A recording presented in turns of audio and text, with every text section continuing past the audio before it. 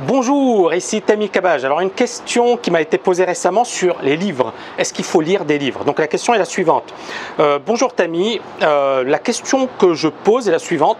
Pensez-vous que lire des bouquins sur le trading, comme par exemple Market Wizards de Jack Schwager, ou bien comme vous l'avez mentionné dans la vidéo, le fameux Pitbull de Schwartz, nous aide à nous améliorer dans le trading, du moins au niveau psychologique? Merci d'avance de votre réponse. C'est une excellente question parce que j'ai entendu et j'ai lu des aberrations ces derniers temps. C'est une excellente question. Je vous retrouve dans quelques petites secondes. À tout de suite.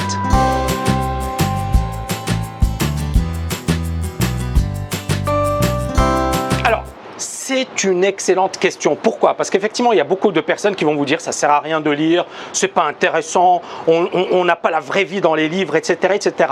Mais moi, j'ai envie de dire, et je le dis publiquement, ce sont des abrutis. Parce qu'effectivement, elles n'ont rien compris. Warren Buffett lit quasiment un livre par jour. Récemment, Mark Zuckerberg, c'est quand même le patron de Facebook, l'une des plus grosses fortunes au monde, il a un défi, c'est lire un livre par semaine. On a des gens comme George Soros qui lisent énormément.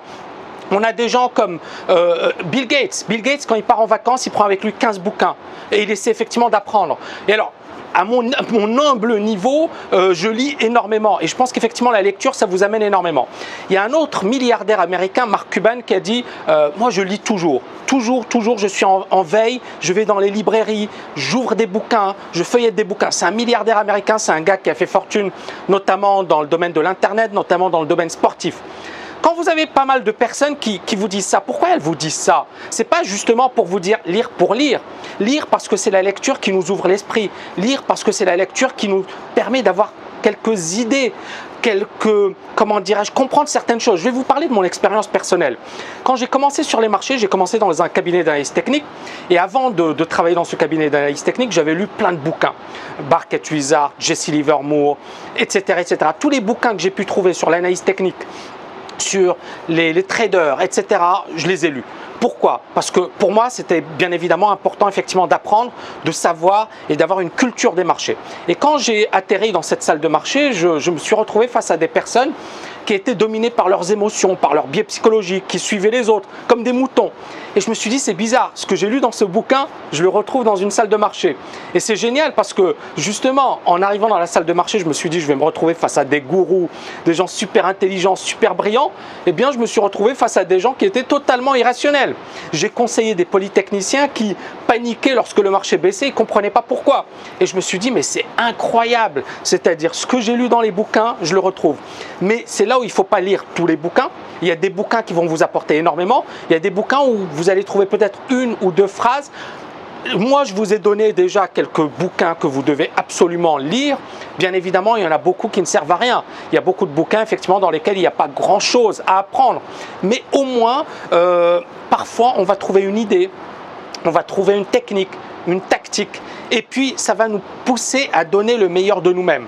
Donc voilà, pour moi, effectivement, la lecture, c'est très important. J'ai vraiment envie de revenir sur trois grands principes. Tout d'abord, la lecture, c'est également lire les biographies des grands entrepreneurs, des grands sportifs, des grands traders. L'avantage, c'est que ça vous permet de vous mettre à leur place. Ça vous donne une expérience en un laps de temps limité. Donc ça accroît votre expérience et ça vous permet de savoir beaucoup plus de choses en un temps limité au lieu justement de le faire vous-même. Donc déjà, vous voyez un peu quel est le parcours des grands traders, des grands entrepreneurs, des grands sportifs. Comment ils ont commencé, leur début, est-ce que c'était facile ou pas, les obstacles qu'on a mis effectivement sur leur trajectoire. Et puis, bien évidemment, parfois, ils vont vous parler de management, je sais pas moi, de technique, de tactique, de manière de trader. Donc, même chez un sportif, on apprend. Même chez des entrepreneurs, on apprend. Moi, je sais qu'effectivement, mes idées, je les trouve partout. C'est-à-dire qu'un entrepreneur, il va dire quelque chose, je vais me dire, tiens, ça c'est intéressant, c'est quelque chose que je peux appliquer dans mon quotidien. Tiens, tel grand sportif a dit telle chose, tiens, c'est super intéressant. C'est justement ce qu'on fait dans le domaine du trading. J'adore par exemple faire le parallèle entre la boxe et le trading. Parce que pour moi, ce sont deux activités qui se ressemblent énormément. Et effectivement, un boxeur, il doit avoir envie de réussir, il doit s'entraîner, il doit pratiquer, il doit esquiver, il doit se défendre, il doit attaquer également, être offensif. Et le trader, c'est un peu la même chose. Il doit toujours se défendre, toujours se protéger. Mais quand il faut attaquer également. Il faut passer à l'action, il faut prendre des trades. Donc, on a véritablement des similitudes entre ces deux activités et je trouve effectivement que c'est une bonne chose. Donc, numéro 1, s'inspirer des plus grands sportifs, entrepreneurs, traders. L'inspiration pour moi est très très importante et je peux vous dire que ça m'a beaucoup aidé. C'est-à-dire que même dans les moments les plus difficiles, j'ai trouvé effectivement des sources d'inspiration chez les plus grands parce que je me suis dit, ils ont également échoué, ils ont également souffert, ils ont également connu des périodes difficiles. Donc ça nous pousse à croire en nous et à aller jusqu'au bout, à ne pas abandonner. Ça, c'est très, très, très important. Numéro 2, et moi je pense que c'est important, c'est prenez les bouquins pour ce qu'ils sont. Certains bouquins vont vous apporter énormément de contenu. D'autres bouquins, il y aura une idée, 2 idées, 3 idées. Mais ces 2 idées, 3 idées peuvent chambouler votre vie, peuvent modifier votre manière de penser, d'agir, d'être, d'accord ? Et vraiment, moi, il m'a suffi de lire quelques bouquins et il y a des bouquins, effectivement, qui m'ont beaucoup influencé, qui m'ont beaucoup apporté et ça a changé ma manière de penser, d'être, d'opérer, d'accord ? Et donc, je pense qu'effectivement, c'est super important. Numéro 3, bien évidemment, c'est lire, apprenez un maximum, mais appliquez ce que vous avez appris. Je pense que c'est vraiment clé. Comme vous le savez, j'ai beaucoup de casquettes et j'ai enseigné à un certain moment et j'étais stupéfait par les professeurs qui étaient piégés par leur métier de professeur, par leur métier de chercheur. C'est-à-dire qu'effectivement, ils faisaient ça, mais ils ne pouvaient pas sortir parce qu'il y avait la garantie, bien évidemment la sécurité de l'emploi, bien évidemment un cocon, mais quelque part, ils ne s'imaginaient pas en dehors de ce cocon. Et pour moi, je trouvais qu'effectivement, le danger était là. La recherche, oui, c'est très bien, mais la recherche pour la recherche, ça ne m'intéresse pas.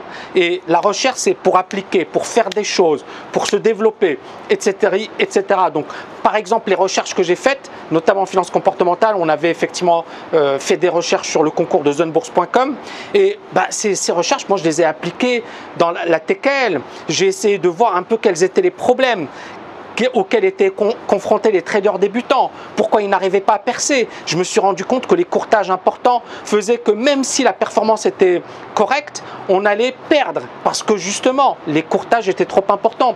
Donc quand par exemple vous voyez les CFD, on a vu les résultats, c'est horrible. C'est-à-dire que moi, même mon pire ennemi, je lui dirais évite. Pourquoi ? Parce que tu n'as aucune chance de gagner. Aucune chance de gagner. Donc quand tu vas sur un marché sur lequel tu n'as aucune chance de gagner, ça ne sert à rien. C'est comme si moi, vous me mettez sur le ring face à Merriweather. Bon, je vais me faire massacrer. Pas de souci, parce que je ne suis pas au même niveau, parce qu'il est loin devant moi. Donc à un certain moment, effectivement, il faut savoir choisir ses combats. Si vous combattez alors que c'est dès le départ un combat inégal, ne combattez pas. Évitez, et on va revenir à l'art de la guerre de Sun Tzu. Évitez, si vous faites des CFD et on voit la recherche de l'AMF qui vous dit qu'effectivement les perdants perdent 170 millions et les gagnants gagnent 13 millions et les 160 millions, ils sont partis où? Est-ce qu'un particulier a honnêtement une chance de gagner? La réponse est non. Donc choisissez vos combats. Donc voilà, j'espère que j'ai répondu à votre question et je vous dis à très très bientôt. Si vous avez aimé cette vidéo, n'oubliez pas de la liker. À bientôt.